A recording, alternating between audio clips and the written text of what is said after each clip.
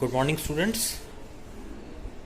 आज हम लोग जो हमारा टॉपिक कंटिन्यू कर रहे हैं वो हमारे लास्ट टॉपिक जो था उसी की ही कंटिन्यूशन के अंदर हम लोग आज बात करेंगे। लास्ट लेक्चर में हम लोगों ने जो कंसेप्ट ऑफ डिजीज़ के बारे में हम लोगों ने बात की, हेल्थ फॉर ऑल के बारे में हम लोगों ने बात की। तो उसके बारे में हम लोग समझ चुके थे कि कंसेप्ट ऑफ डिजीज़ क्या होता है, डिजीज़ किस तरीके से होती हैं, हेल्थ फॉर ऑल क्या ऑब्जेक्ट है जो WHO ने इंट्रोड्यूस किया था, उसके बारे में हम लोगों ने बात की थी। फिर हम लोगों ने लास्ट लेक्चर में कंसेप्ट ऑफ कॉजेशन, ये एक हम लोगों ने टॉपिक स्टार्ट किया था, जिसके बारे में हम लोगों ने लास्ट लेक्चर में कुछ बात की भी थी, जिसका मतलब था कि जो भी डिजीज़ होती हैं, जो भी बीमारियां होती हैं, उनके कॉजेटिव फैक्टर्स क्या हैं, उनके कारण क्या हैं, और किस तरीके से कम्युनिटी मेडिसिन में, अगर हम हिस्ट्री की बात करें कि कैसे कम्युनिटी मेडिसिन में जो भी डिजीज़ हैं उनके डेवलपमेंट को या उनकी स्टार्टिंग को या कैसे वो डेवलप होती हैं, उनको डिफ़ाइन किस तरीके से किया गया, उसके बारे में कंसेप्ट ऑफ कॉजेशन में हम लोगों ने बात करनी शुरू की थी। तो उसमें एक हम लोग थोड़ा सा हिस्ट्री में गए थे। हम लोगों ने बात की थी कि कंसेप्ट ऑफ कॉजेशन जो है उसमें सबसे पहला जो एक साइंटिफिक जो थ्योरी दी गई थी वो थी जर्म थ्योरी। लुईस पास्चर ने जर्म थ्योरी को दिया था और उनके अकॉर्डिंग जो भी डिजीज़ होती हैं, जो भी बीमारियां होती हैं, उनके लिए कोई ना कोई जर्म यानी बैक्टीरिया, वायरस, कुछ भी इस तरीके के जो भी माइक्रोब्स हैं वो रिस्पॉन्सिबल होते हैं और उन्हीं की वजह से किसी भी पर्सन के अंदर 1-to-1 फॉर्म के अंदर डिजीज़ जो है वो डेवलप होती है। जो इन्फेक्शियस एजेंट है या जो भी एजेंट है, जर्म एजेंट है, वो किसी भी जो पर्सन है, ह्यूमन है, उसकी बॉडी में एंटर करता है और रिजल्टिंग फॉर्म में किसी भी डिजीज़ को प्रोड्यूस करता है। तो कंसेप्ट ऑफ कॉजेशन में कॉज की बात हम लोग कर रहे थे कि कोई भी डिजीज़ जो होती है उनका कॉज क्या होता है, किस तरीके से हम डिजीज़ के होने की जो पॉसिबिलिटीज़ हैं, जो कॉजेज़ हैं, उनको हम किस तरीके से डिफ़ाइन करते हैं। तो जो स्टार्टिंग हिस्ट्री में बात हुई वो तो सबसे पहले हुई जर्म थ्योरी के बारे में। लेकिन जैसा कि हम लोग अभी एट प्रेजेंट भी हम डिजीज़ को देखते हैं या हम लोग जो भी बीमारियां हमारे आसपास हैं, सराउंडिंग में हैं, या हम लोग एज अ फिजिशियन अगर हम बात करें या क्लिनिकल हैंड की फॉर्म में अगर हम बात करें, तो हम लोग देखते हैं कि बहुत सारी ऐसी डिजीज़ है जो जर्म थ्योरी को कम्प्लीटली सेटिस्फाई नहीं करती। ठीक है, तो बहुत सारी ऐसी डिजीज़ या बीमारियां होती हैं जिनके अंदर कोई इन्फेक्शियस एजेंट नहीं होता। जितनी भी डिजीज़ हैं वो ज़रूरी तो नहीं कि इन्फेक्शियस हों, बहुत सारे लाइफस्टाइल डिसऑर्डर्स भी होते हैं, बहुत सारी कुछ एनवायरमेंटल कॉज की वजह से होती हैं, कुछ एक्यूट डिजीज़ भी होती हैं। तो ये जितनी भी डिजीज़ हैं ये सारी जर्म थ्योरी से सेटिस्फाई नहीं होती। तो इसीलिए जर्म थ्योरी के बाद में जो नया कंसेप्ट आया वो एक कंसेप्ट था एपिडेमियोलॉजिकल ट्रायड। ठीक है, तो इसको थोड़ा सा समझ लें अच्छे से आप लोग कि एपिडेमियोलॉजिकल ट्रायड इसका मतलब क्या है। तो एपिडेमियोलॉजिकल ट्रायड का मतलब ये है कि जो एपिडेमियोलॉजी है, जो कम्युनिटी मेडिसिन के अंदर जो भी एपिडेमियोलॉजी की हम बात कर रहे हैं, उसके अंदर किसी भी डिजीज़ के होने के लिए एक ट्रायड रिस्पॉन्सिबल है, एक ट्राइंगल रिस्पॉन्सिबल है। और उस ट्राइंगल के अंदर 3 लेग्स हैं। वो तीनों लेग्स कौन कौन सी है? Number 1 environment, number 2 agent and number 3 host. समझे कि जो भी ट्राइंगल है उसके अंदर एक उसका जो पॉइंट हो गया या एंगल हो गया, that is environment, then number 2 is agent and number 3 is host. और जब ये तीनों आपस में कनेक्ट होते हैं, एक ट्राइंगल को फॉर्म करते हैं, तो रिजल्टिंग फॉर्म में कोई भी डिजीज़ हमारे सामने डेवलप होती है या पैदा होती है या हमारे सामने निकल करके आती है। तो एपिडेमियोलॉजिकल ट्रायड क्या कहता है कि एनवायरनमेंट, एजेंट और होस्ट, इन तीनों का आपस में इंटरेक्शन ज़रूरी है, that is must to result any disease. तो इसका मतलब क्या है, इसको हम समझते हैं। तो देखिए, जो भी हम लोग होस्ट हैं, हम लोग होस्ट हैं, जो भी पर्सन होता है, जो भी ह्यूमन है या सपोज एनिमल है, जो लोग भी बीमार हो रहे हैं वो एक होस्ट हैं। तो जो भी डिजीज्ड पर्सन है वो एज अ होस्ट अपनी बॉडी के अंदर किस तरीके से उसकी बॉडी में एजेंट कोई भी एंटर करेगा, जो भी इन्फेक्शियस एजेंट है वो करेगा।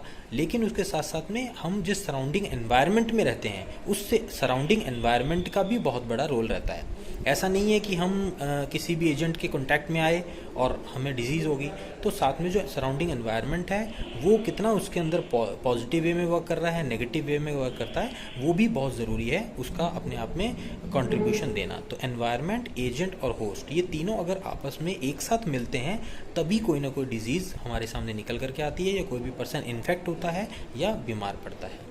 ठीक है, तो इन 3 टर्म्स को हमें अच्छे से याद रखना है, क्योंकि पूरी कम्युनिटी मेडिसिन में आगे में हम पढ़ेंगे तो ये तीनों टर्म बार बार हमारे सामने आएंगे। एनवायरनमेंट, जो हमारे आसपास सराउंडिंग क्लाइमेट है, जो एटमॉस्फेयर है, जहाँ पर भी हम रहते हैं, वो हमारे आसपास वर्किंग एनवायरनमेंट किसी भी तरीके का हो सकता है। तो वो जो एनवायरनमेंट है, उस एनवायरनमेंट के बारे में हम लोग बात करते हैं कि उसी रेफरेंस में हम लोग बीमार पड़ते हैं। तो और नंबर 2 एजेंट, यानी जो भी इन्फेक्शियस एजेंट है, जो पॉजिटिव फैक्टर है उसे हम एजेंट बोलते हैं। और नंबर 3 होस्ट, यानी जो भी इन्फेक्ट हो रहा है, वो ह्यूमन है, एनिमल है, जो भी होस्ट है वो यहाँ पर हमारे सामने आता है। तो तीनों जब आपस में मिलेंगे, तीनों का इंटरेक्शन होगा, तभी हमारे सामने रिजल्टिंग फॉर्म में कोई ना कोई डिजीज़ निकल करके आएगी। तो ये था एपिडेमियोलॉजिकल ट्रायड, जो कि जर्म थ्योरी के बाद का एक ऐसा कंसेप्ट था जो डिजीज़ को थोड़ा सा और बेटर वे में एक्सप्लेन करता है, ठीक है।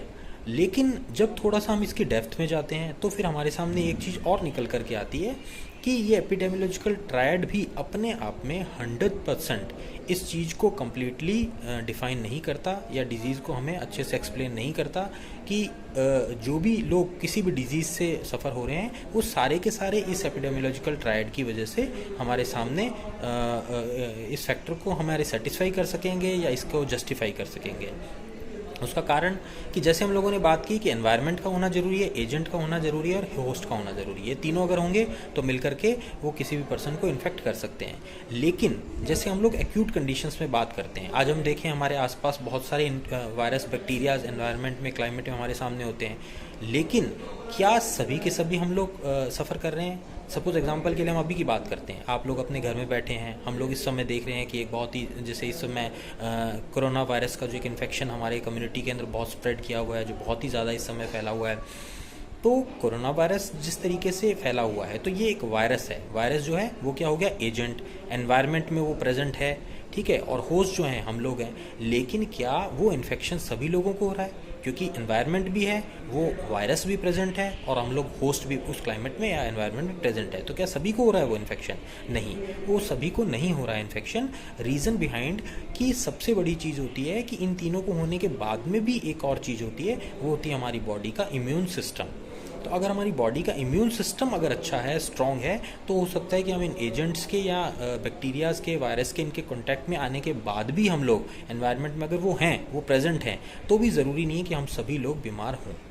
तो ये भी एक बहुत बड़ा फैक्टर होता है, इम्यूनिटी फैक्टर, या हम लोगों की बॉडी का रेजिस्टेंस लेवल किस तरीके का है, उसके अकॉर्डिंग भी हमारे बीमार होने की या डिजीज़ कंडीशन में जाने की या पैथोलॉजी बॉडी में डेवलप होने की पॉसिबिलिटी कम या ज़्यादा उसके अकॉर्डिंग होती है। तो एपिडेमियोलॉजिकल ट्रायड जो है वो भी अपने आप में कम्प्लीटली सेटिस्फाई नहीं करता हमारी किसी भी डिजीज़ कॉजेशन के लिए रिस्पॉन्सिबल फैक्टर्स को, या डिजीज़ कॉजेशन की डेफिनेशन को अच्छे से हमें वो भी 100% सेटिस्फाई नहीं करता। तो फिर इसके बाद हम क्या कहेंगे? अगर ये भी हमें सेटिस्फाई नहीं कर पा रहा, तो फिर नेक्स्ट क्या है? नेक्स्ट इसके बाद में फिर हमारे सामने जो स्टेप निकल कर के आया या नई डेफिनेशन निकल कर के आई, वो निकल कर के आई मल्टी फैक्टोरियल कॉजेशन। ठीक है, मल्टी फैक्टोरियल कॉजेशन, यानी इसका मतलब ये है कि किसी भी पर्सन के इन्फेक्ट होने के लिए, उसके बीमार होने के लिए, उसके डिजीज्ड कंडीशन में जाने के लिए बहुत सारे मल्टीपल फैक्टर्स होने ज़रूरी हैं। वो सब फैक्टर्स जो हैं वो अलग अलग तरीके से अलग अलग पर्सन को अफेक्ट करते हैं, और उसके अकॉर्डिंग कोई भी पर्सन जो है उसे कोई भी डिजीज़ डेवलप होती है या वो बीमार पड़ता है। जैसे हम लोग एग्जाम्पल की बात करते हैं, ठीक है ना, एग्जाम्पल से हम लोग थोड़ा सा और अच्छे से समझ लेंगे इस चीज़ को। जैसे हम लोग किसी हार्ट डिजीज़ की बात करते हैं, हार्ट डिजीज़ की बात करते हैं, कोई कार्डियक अफेक्शंस डेवलप हो गए, या सपोज हम कैंसर की बात करते हैं हम लोग, या हम लोग ट्यूबरकुलोसिस की बात करते हैं। तो ये जो डिजीज़ हमारे सामने निकल करके हम जिनके बारे में बात कर रहे हैं, तो क्या ये सारी डिजीज़ जितनी भी होती हैं सारी इन्फेक्शियस हैं? क्या ये सभी लोगों को होती हैं? ये किसी को हो रहा है, किसी को नहीं हो रहा है? तो ये इसके अंदर कौन से रिस्पॉन्सिबल फैक्टर हैं? सपोज हम हार्ट डिजीज़ की बात कर रहे हैं, तो हार्ट डिजीज़ क्या इन्फेक्शियस डिजीज़ है? क्या वायरस या बैक्टीरिया की वजह से डेवलप हो रहा है? नहीं, इसके लिए मल्टीपल फैक्टर्स रिस्पॉन्सिबल हैं। वो मल्टीपल फैक्टर्स क्या हो सकते हैं कि किसी भी पर्सन का लाइफस्टाइल क्या है, उसका खाना पीना क्या है, उसकी ईटिंग हैबिट्स क्या हैं, इसके अलावा उसकी हेरिडिटरी फैक्टर्स क्या हैं। तो इस तरीके से बहुत सारे फैक्टर्स जो होते हैं वो मिलकर के कंट्रीब्यूट करके, या उनका कितना परसेंट रोल हमारे ओवरऑल हेल्थ के ऊपर या हमारे लाइफस्टाइल के ऊपर पड़ता है, उसके अकॉर्डिंग किसी भी पर्सन के अंदर कोई भी डिजीज़ होने की पॉसिबिलिटी हो सकती है, या एक कारण हमारे सामने निकल करके आ सकता है किसी भी पर्सन की डिजीज़ की फॉर्म के अंदर। तो इसे हम लोग एक वर्ड से या एक टर्म से हम लोग इसे हम लोग क्लैरिफाई करते हैं इसको। वो टर्म क्या है मल्टी फैक्टर कॉजेशन के अंदर? Web of causation. ठीक है, तो इसे आप समझ लें अच्छे से, वेब ऑफ कॉजेशन। वेब यानी एक तरीके का जाल, ठीक है। वेब ऑफ कॉजेशन यानी जो भी पर्सन इन्फेक्ट हो रहा है या जो भी पर्सन बीमार पड़ रहा है, वो एक कम्प्लीटली एक पॉजिटिव फैक्टर्स के वेब का जब तक एक फॉर्मेशन नहीं होता, तब तक उस पर्सन के बीमार होने की पॉसिबिलिटी 100% नहीं होती। अब ये वेब क्या है? वेब का मतलब ये है कि किसी भी पर्सन के बीमार होने के लिए सबसे पहले एक एजेंट रिस्पॉन्सिबल होगा।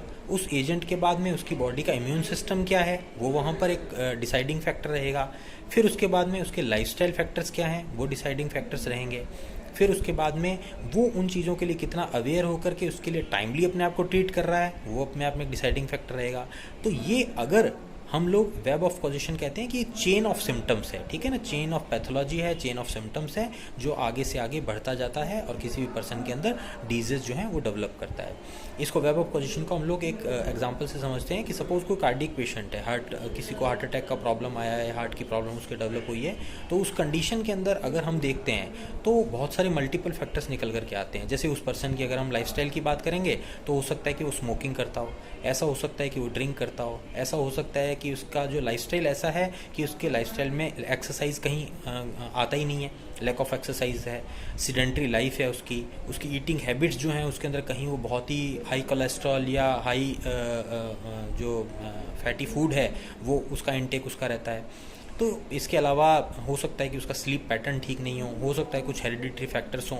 तो ये सारी चीज़ें जो हैं ये मिलकर के सारे फैक्टर्स एक वेब का फॉर्मेशन करते हैं। आप समझ रहे हैं इस बात को कि वेब का मतलब कि ये सारी चीज़ें जितने भी फैक्टर्स हैं, लाइफस्टाइल हो गया, डिजीज़ हो गया, ईटिंग हैबिट्स हो गया, ये सब मिलकर के पूरा एक वेब बनाएंगे और उस वेब का अल्टीमेटली रिजल्टेंट एक डिजीज़ की फॉर्म में हमारे सामने निकल करके आएगा। तो अगर कोई भी एक सिंगल फैक्टर होगा तो वो ऐसा नहीं है कि एक ही फैक्टर हुआ और अचानक उसको कोई भी डिजीज़ डेवलप हो गई। ये पूरी एक चेन ऑफ सिम्टम्स होती है जिसके अकॉर्डिंग कोई भी पर्सन इन्फेक्ट होता है या कोई भी डिजीज़ का जो है कॉज हमारे सामने निकल करके आता है।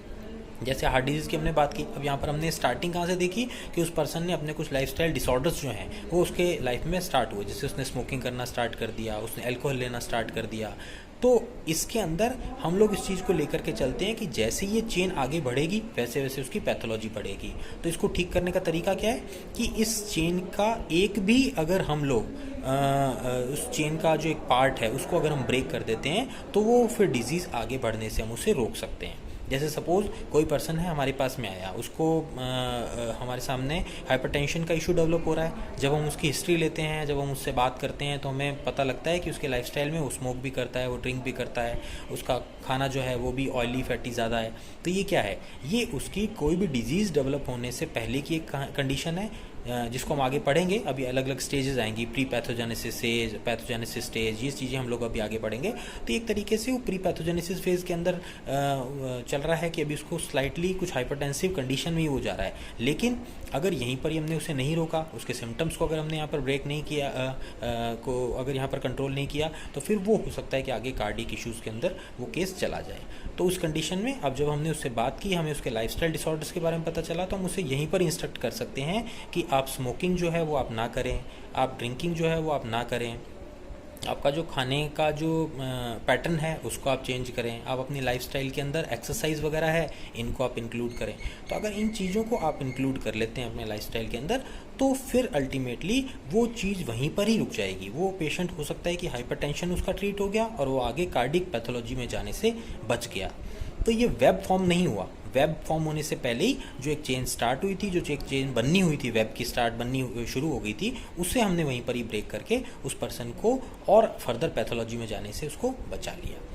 तो कहने का मतलब ये कि वेब ऑफ कॉजेशन के अंदर जहाँ से वेब बनना स्टार्ट हुआ है, first point of the web जो है उसको ट्रेस आउट करके वहीं पर ही, या सपोज हमारे पास वो फर्स्ट लेवल पर नहीं आता, वो सेकंड लेवल पर आता है, थर्ड लेवल पर आता है, तो वेब के जिस भी लेवल पर वो आ रहा है, चेन के जिस भी लेवल पर वो आ रहा है, उस कंडीशन में उसकी उस कॉजेज़ को समझते हुए, उसके कारण को समझते हुए उसे वहीं पर ही हमें कंट्रोल करना है और वहीं पर ही कंट्रोल करके उसे वहीं पर ही हमें ब्रेक करना है। और उस पेशेंट को through medication, through counselling, through health education, ये चीज़ें हमें दे करके उसे बताना है कि आप किन कंडीशंस में जा सकते हैं, किस वजह से ये चीज़ें डेवलप हो सकती हैं। तो इस तरीके से हम उसे बता करके या इन चीज़ों से अवेयर करके हम उसे और फर्दर पैथोलॉजी में जाने से बचा सकते हैं।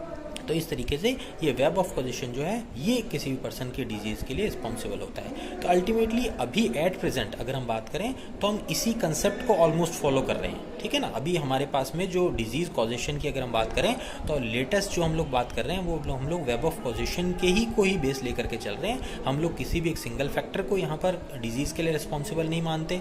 हम लोग यही देखते हैं कि सिंगल फैक्टर रिस्पॉन्सिबल नहीं है, सिर्फ एनवायरनमेंट रिस्पॉन्सिबल नहीं है, कोई भी इन्फेक्शियस एजेंट रिस्पॉन्सिबल नहीं है। मल्टी फैक्टोरियल कंडीशंस हैं, बहुत सारे कारण होते हैं, बहुत सारी कंडीशंस होती हैं जो मिल करके अल्टीमेटली वेब ऑफ कॉजेशन को क्रिएट करती हैं और उसकी वजह से कोई भी पर्सन बीमार पड़ता है। तो इस चीज़ को हमें समझना ज़रूरी है कि कम्युनिटी के अंदर जो भी लोग बीमार पड़ रहे हैं वो अलग अलग तरीके से सारे के सारे डिजीज़ पैथोलॉजी के अंदर जा रहे हैं। ज़रूरी नहीं है कि सभी के लिए हम कोई भी एक सिंगल कॉज या कोई सिंगल कंडीशन जो है मुँह से लेकर के चले और हम उसे जस्टिफाई करें।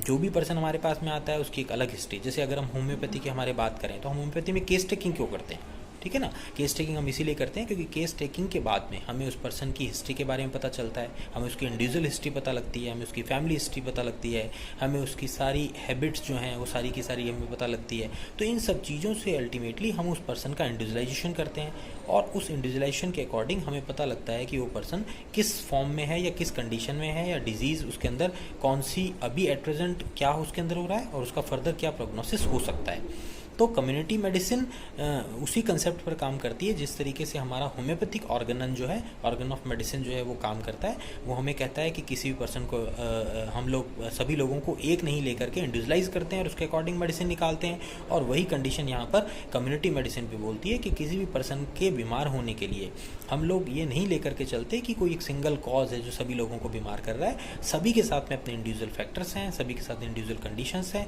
और उसके अकॉर्डिंग ही सभी लोग किसी न किसी फॉर्म में बीमार होते हैं या डिजीज़ कंडीशन के अंदर जाते हैं, ठीक है। तो ये हम लोगों ने आज थोड़ा सा कंसेप्ट ऑफ कॉजेशन को हम लोगों ने समझा कि जो भी कॉजेटिव फैक्टर्स हैं कम्युनिटी मेडिसिन के अंदर लोगों के बीमार होने के या डिजीज़ होने के, वो कौन से फैक्टर्स होते हैं, किस तरीके से हम लोग इसे डिफाइन करते हैं। तो since starting from the starting of germ theory of Louis Pasteur we are continuing with the multi factorial factor and web of causation. तो इस तरीके से हम लोग एक अलग स्टेप बाय स्टेप जो है हम लोगों ने इसके बारे में आज बात की कि किस तरीके से जो कॉजेज़ हैं कम्युनिटी मेडिसिन में डिजीज़ होने के उनको हम डिफाइन करते हैं। इसकी फर्दर स्टेजेस हैं कि कौन कौन सी डिजीज़ जो होती हैं वो फिर हमारे पास में किस फॉर्म में हमारे पास में जब पेशेंट आता है तो वो किस स्टेज के अंदर आता है, उसके अकॉर्डिंग वहाँ क्या गाइडलाइन हो सकती है, किस तरीके से हम उसे ट्रीट कर सकते हैं।